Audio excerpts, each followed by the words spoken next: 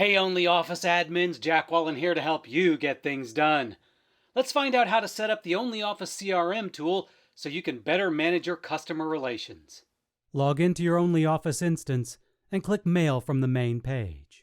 On the resulting page, from the left sidebar, click Account Management. Click Add New Account and then, when prompted, click Advanced. Fill out all the required details for your email account and click Save. You'll now want to configure your company profile within the Invoices settings. You should find a listing for Organization Profile under CRM Settings.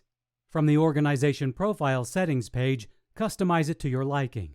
This information will be included on your invoice, so it's important that you take the time to do this. If you're selling products, you might need to set up taxes. This is done in Settings, Invoice Settings, Taxes. On that page, click Create Tax. In the resulting pop-up, fill out the information for the new tax setting and click Save.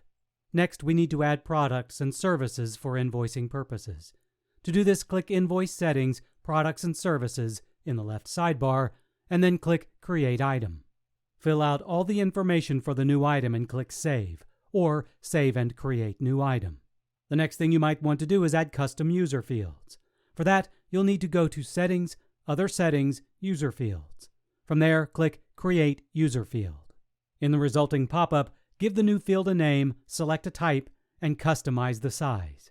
Once you've added the custom field, it will show up when you go to add a new contact in Persons.